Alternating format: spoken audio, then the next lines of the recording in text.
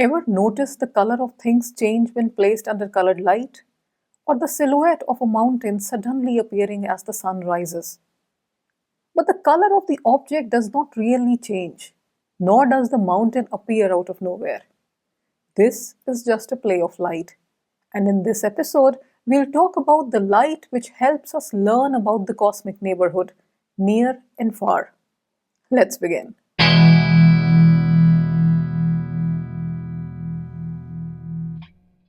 In astronomy, what we see and most of what we don't depends upon the light we gather from a source.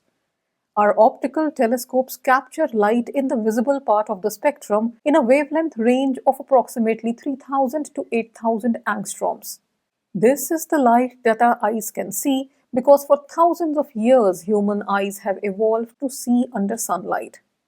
The solar spectrum as seen here peaks at a wavelength of around 5500 angstroms, close to the center of the range of the visible spectrum. But it also extends on either sides. Shortward of 3000 angstrom, we enter the ultraviolet wavelength region, while above 8000 angstrom lies the infrared zone. Since this zone is pretty wide, for convenience it is further subdivided into categories. The infrared zone in the range 8000 to about 25,000 angstrom, closer to the red part of the optical spectrum, is called the near infrared, followed by the mid-infrared and the far infrared respectively. The far infrared extends for about 15 microns all the way up to a wavelength of 1 millimeter. But there is a catch. Our atmosphere shields us from many radiations coming from the sun and the space in general. For instance, we do not get as much ultraviolet radiation on Earth as we could have without the atmosphere. But while this is a boon for life forms, it is a curse for astronomical observations because young, massive, hot O and B stars emit ultraviolet radiation. A lot of UV is also emitted by the sun and helps us learn interesting facts about other planets in our solar system. Observations of Jupiter in the ultraviolet, for example, showed activity on one of its poles similar to aurora on Earth. But since our atmosphere blocks out UV light, space missions like the Hubble Space Telescope, the GALEX, and India's AstroSat mission comes to the rescue. These telescopes operate beyond Earth's atmosphere, so they can capture stunning ultraviolet images through filters specially designed to capture the short wavelength light and help us capture the sources observed in the optical in ultraviolet light as well, and sometimes sources which are completely invisible in the optical, such as the extended ultraviolet disk of galaxies which do not have any optical counterpart. At the other end of the optical spectrum is the infrared light. As we learned in an earlier video, light of longer wavelengths are emitted by cooler sources. The proof of this can be seen in this beautiful image nicknamed the Mystic Mountains. This is part of the Carina Nebula, a star-forming region where the interplay of light from young stars and the surrounding gas and dust, which is yet to form stars, creates an illusion of a 3 light-year tall mountain range in space. But this picture becomes even more awesome when the Mystic Mountains are seen in the infrared. The dust in the gas cloud is cooler than the young stars born in it and absorbs hot ultraviolet radiation coming from them. While some ultraviolet photons emitted by hot stars are scattered, others are completely absorbed and then re-emitted by the dust at longer wavelengths after losing some of their energy. In other words, this means that dust is transparent to the long wavelength infrared light, which allows us to see the young stars forming in the depth of the gas cloud but blocks the UV and optical light. The infrared view of the universe therefore opens up a completely new window to explore the cosmos and test many of our theories that were impossible prior to the discovery of the infrared radiation by William Herschel in the 1800s. Check out his story in our video on incredible galaxy discoverers. Multi-wavelength observations offer an opportunity to create a complete picture of a source and understand the underlying physics deeply. In this image of the Centaurus A galaxy, for instance, The optical image shows the diffuse emission from the middle-aged stars scattered throughout in this elliptical galaxy and blocked by a dark dust lane. The radio continuum, on the other hand, traces the long jets funneling out from the central supermassive black hole. The infrared image traces the distribution of dust, which is coincident with the stars in the galaxy for most part. The X-ray emission comes from hot plasma, that is electrically charged gas predominantly composed of hydrogen, which surrounds the supermassive black hole. Some of this plasma is coincident with the radio jets, as can be seen in the multi-wavelength image in the center. X-ray emission in astronomy is associated with heated gas which has ionized into its subatomic particles. This plasma is usually at a temperature of a million to a few hundred million Kelvin, although within the solar system, X-rays have been detected from much cooler objects having temperatures of less than 1000 Kelvin as well. Let's take the example of the Crab Nebula. Observers around the world reported the appearance of a new star towards the constellation Taurus in 1054 AD. Today, astronomers know that Crab Nebula is powered by a quickly spinning, highly magnetized neutron star, which is known as a pulsar.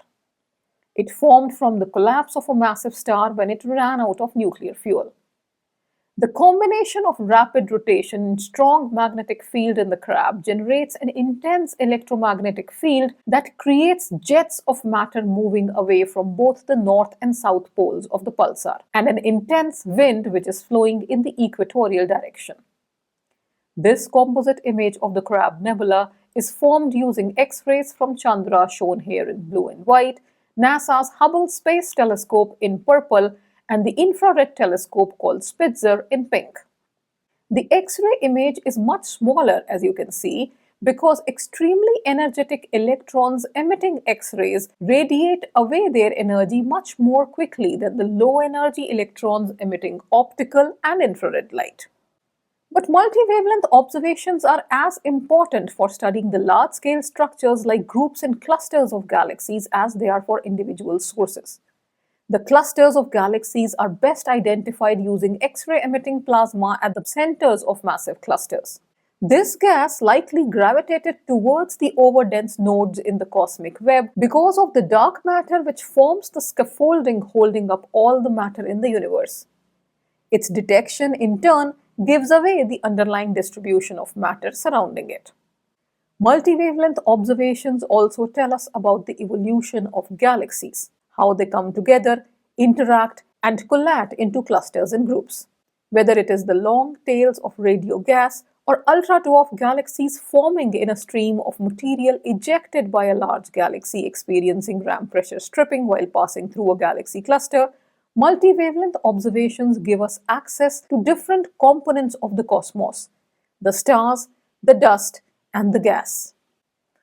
Let's look at another interesting example to reinforce the crucial role played by multi-wavelength astronomy. This is a group of 5 galaxies called the Stephan's Quintet. It is not really a quintet, that is a group of 5 galaxies though, because spectral data has confirmed that the spiral galaxy is much closer to us than the other 4 seen in the image. The group is at a distance of 300 million light years from us, whereas the blue spiral is just 40 million light years away. We know that the galaxies in the distant group are interacting with each other thanks to the information provided by multi-wavelength observations. This group is an eclectic mix of different types of galaxies. The central object looks like it has 2 cores labeled NGC 7318A and 7318B respectively. But in reality, these are 2 galaxies orbiting very close to each other. NGC 7318A is an elliptical galaxy just like NGC 7317 in the group and is slightly behind the other galaxy which is next to it. NGC 7318b, on the other hand, is smashing into the galaxy group from behind and shows distorted spiral arms as well as other features observed in different wavelengths. NGC 7319 is a barred spiral galaxy showing distorted spiral arms and a long tail of material extending from it. Observations suggest that the smaller spiral galaxy NGC 7320c, which is at the same distance as the group, passed close to NGC 7319 hundreds of millions of years ago, causing the distorted spiral arms and the long tail of material extending in its direction. The X-ray image shows hot plasma in and in between the galaxies in this compact group of galaxies. NGC 7319 has an active black hole at its center, and the hot gas whizzing around it shines bright in X-rays. The elongated structure formed by hot gas is found where NGC 7318b has crashed in and is interacting violently with the gas surrounding the galaxies in the group. The bridges of shock-heated gas extend from NGC 7318b to NGC 7319 as well. The infrared image shows bridges of cold gas extending from NGC 7318b to NGC 7319, as well as the distribution of cold dust and gas in the rest of the galaxy. But this is not all. There are many examples in the universe near and far where a complete picture of the reality became evident only when multi-wavelength data became available. This, for instance, is a group of galaxies known as M81. In the optical and infrared image, it appears like a clean group of galaxies which may or may not be interacting with each other. But the moment one sees this group in neutral hydrogen, it becomes evident that not just are these galaxies interacting with each other, but newer galaxies may be forming due to these interactions in spots where the density of gas has increased enough.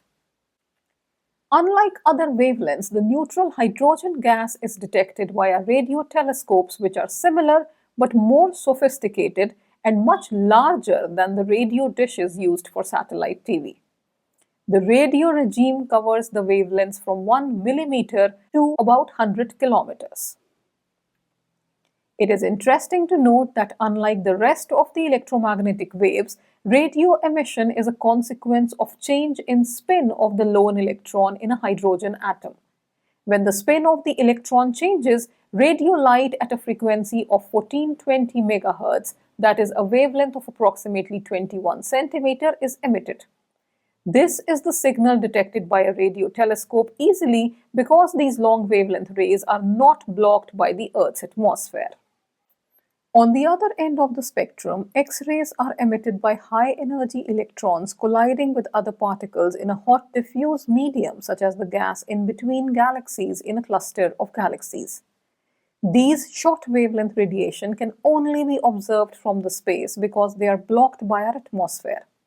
Here is an interesting example where a combination of data from radio to X-rays not just reveals the various components of this active galaxy known as M87, but also its central supermassive black hole. I hope I have impressed upon you the importance of multi-wavelength astronomy and how it is the need of the hour for expanding our understanding of our cosmic neighborhood. If you liked this episode, do check out the other videos on our channel and share our content with other astronomy enthusiasts. I'll see you next week. Until then, take care.